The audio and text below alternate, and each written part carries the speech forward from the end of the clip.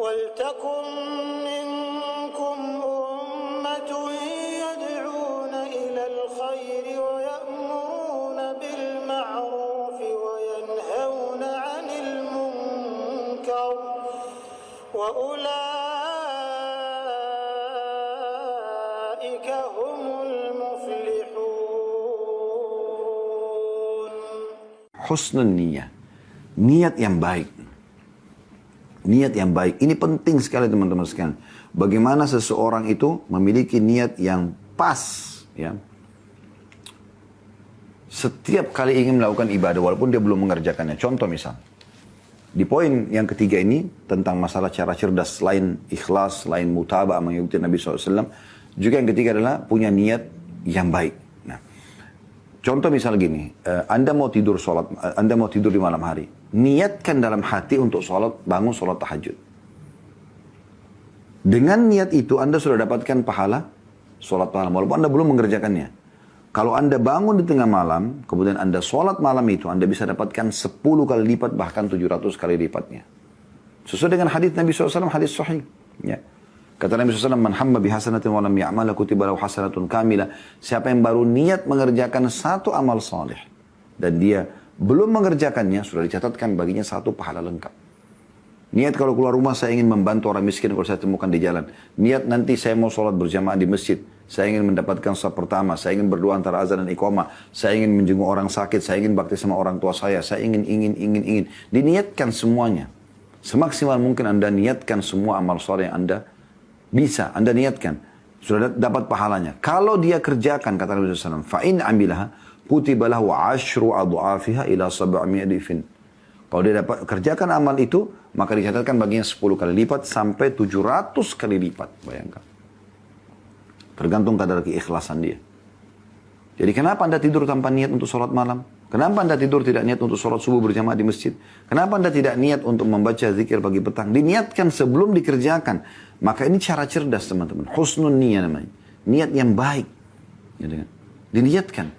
Beda sekali orang pada saat tiba-tiba ada orang miskin, ya, yang minta baru kemudian dia kasih, ya, di saat itu. Dengan orang yang dari awal sudah sendirikan hartanya, ya.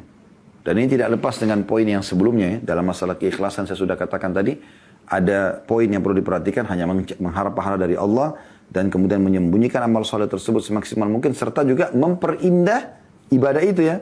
Jadi misalnya Anda sudah sisipkan di dompet Anda atau di kantong Anda sebelah kanan uang 100.000 yang baru, ya, yang belum lecek sama sekali Anda ambil, atau uang 50.000 atau uang 10.000 atau uang 20.000 yang Anda khususkan memang untuk sedekah, dan Anda niatkan setiap keluar Anda akan berikan sedekah itu. Misal, itu beda sekali dengan nanti pada saat tiba ada orang minta baru Anda mau kasih. Anda sudah niat dari awal tuh sudah dapat pahalanya. Kalau Anda lakukan 10 kali lipat, bahkan 700 kali lipat. Ini cara yang cerdas. Sampai sebagian salaf mengatakan, aku berharap bisa punya pahala di semua niat di semua amal saleh, walaupun aku belum sempat melakukannya. Tentu ini teman-teman akan didapatkan di poin ini bagi orang yang memang niat mengerjakan dan dia belum sempat melakukannya. Kayak misalnya Anda mau sholat malam, Anda niat dapat pahala tuh. Ternyata Anda ketiduran sampai pagi, Anda tetap dapat pahalanya. Anda kalau bangun, Anda sholat, jangan tidak sholat. Karena kalau Anda tidak sholat kan berarti Anda dasarnya punya kesempatan tapi Anda tidak mau sholat. Ini penting. Tidak bisa Anda mengatakan saya niat sedekah. Niat aja cukup dapat pahalanya. Nanti ada orang miskin lewat Anda tidak mau sedekah. Ini nggak masuk dalam bahasan kita. Artinya memang orang yang ikhlas karena Allah memang dia mengejar. Dia mulai dengan niat dia dulu. Tapi begitu ada kesempatan dia langsung eksekusi. Nah itu yang dimaksudkan di sini. Yang kita yang beratkan poinnya. Artinya dia akan mendapatkan cerdas di sini. Mendapatkan berlipat ganda pahala. Dia dapat pahala dengan niatnya, lalu dia dapat pahala berlipat lagi, ya, dengan pada saat ada kesempatan dia mengerjakannya. Nah itu poin. Nah ini cerdas dalam melakukan, ya, mengatur niatnya, ya. Begitu juga teman-teman sekalian, Anda, ya, bisa masuk dalam poin yang ketiga ini. Anda juga memilih amalan-amalan, ya, bila Allah SWT mudahkan Anda punya waktu, amalan-amalan yang bisa memberikan banyak pahala, walaupun amalan itu sebenarnya ringan. Contoh misalnya, hadits Abdullah bin Umar radhiyallahu anhu yang berbunyi kata Nabi SAW, "Habbun nasi ila Allah Ta'ala anfa'um linnas." Manusia yang paling Allah cintai, ya, adalah yang paling bermanfaat bagi orang lain. Anda selalu bermanfaat bagi orang lain. Apakah nasihat, apakah materi, ya, apakah bantuan fisik, ya. Wa ahabbul a'mal ila Allah Ta'ala sururu tudkhilu ala muslim. Dan amal yang paling Allah cintai. Kalau tadi manusia yang paling Allah cintai adalah yang paling bermanfaat bagi manusia lain. Kemudian amalan yang paling Allah cintai adalah rasa gembira yang kau masukkan dalam hati seorang muslim. Hibur saudaramu yang sedang sedih, saudaraku seiman. Ya. Au takshifu anhu kurbah.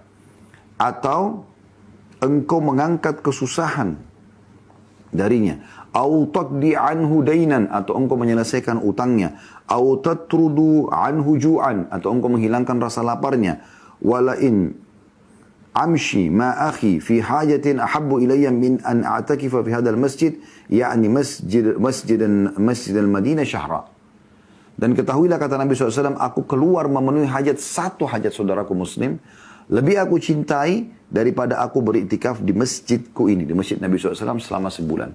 Anda bisa bayangkan iktikaf, ya, 1 bulan di Masjid Nabawi, artinya subuh, duhur, asar, maghrib, isya, 5 waktu sholat. Pahalanya ini kan di Masjid Nabawi 1000 kali lipat, ya, kalau sholat sendiri. Kalau berjamaah kali lagi 25 kali lipat. Ada dapatkan 1 bulan berturut-turut. Belum Anda baca Quran, belum Anda zikir, belum Anda ikut pengajian misalnya, belum Anda berdoa dan terazan. Banyak keutamaan orang kalau iktikaf, banyak ibadah yang bisa dikerjakan. Tapi memenuhi hajat satu orang muslim, kata Nabi SAW, lebih aku cintai, maksudnya lebih besar pahalanya dibandingkan aku iktikaf di masjidku ini 1 bulan. Coba bayangkan. Berapa banyak orang, subhanallah, sulit sekali untuk membantu saudaranya. Padahal ini kesempatan emas untuk meraih pahala. Hadis ini sahih diriwayatkan Tabarani dalam Mu'jamul Kabir. Dan ya, hadis ini disahihkan juga oleh Syekh Albani. Dan ini penting sekali teman-teman sekalian. Ya. Sama juga dengan Anda punya kesempatan misalnya mengerjakan amal yang biasa dianggap ringan. Seperti menanam pohon misalnya. Ya. Ada hadis yang mulia, ya, contoh. Kata Jabir, anu dakhala an-Nabiy sallallahu alaihi wasallam, dakhala an-Nabiy sallallahu alaihi wasallam ala ummi Ma'badin haitan. Nabi SAW pernah masuk menemui Ummu Ma'bad. Ya. Kemudian beliau berkata, faqala ya Ummu Ma'bad, man garaza hadan nakhla. Wahai Ummu Ma'bad, siapa yang menanam kurma ini? A muslimun am kafir? Apakah seorang muslim atau orang kafir? Jadi ada kebetulan pohon kurma di depan rumahnya Ummu Ma'bad radhiyallahu anha. Nabi SAW tanya, siapa yang tanam pohon kurma ini? Muslim atau kafir? Faqalat bal muslim, kata beliau seorang muslim yang tanam. Qala fala yagrizul muslimu garzan fayakula minhu insanun wala dabbatun wala tayrun illa kana lahu sadaqatun ila yaumil qiyamah. Kata Nabi SAW, ketahuilah, tidaklah seorang muslim menanam tanaman lalu dimakan oleh manusia, hewan ataupun burung, kecuali itu akan menjadi sedekah untuknya sampai hari kiamat. Anda kalau tanam pohon itu terus, apalagi yang umurnya panjang, ya, Anda memang niatkan sudah sedekah buat orang gitu, ya, maka semua burung yang makan di situ, yang berlindung, ya, manusia, ya, hewan-hewan, serangga, kecuali akan jadi pahala buat dia. Dalam riwayat, itu riwayat Imam Muslim. Riwayat Muslim yang lain, ma min muslimin yagrisu garzan illa kana ma ukila minhu lahu sadaqah. Tidak ada seorang muslim menanam satu tanaman, satu pohon, kemudian ada yang termakan darinya, kecuali akan menjadi pahala buat dia. Lahu sadaqah. Wa ma surika minhu lahu sadaqah. Dan apa yang dicuri pun dari pohon itu, tetap boleh sedekah buat dia, pahala. Wa ma akala sab'u minhu fahuwa lahu sadaqah. Dan apapun yang dimakan darinya oleh, ya, binatang buas, tetap jadi sedekah buat dia. Wa ma akalatit tayru fahuwa lahu sadaqah. Dan apapun yang dimakan oleh burung dari pohon itu juga sedekah. Wala yarza'uhu ahadun illa kan lahu sadaqah.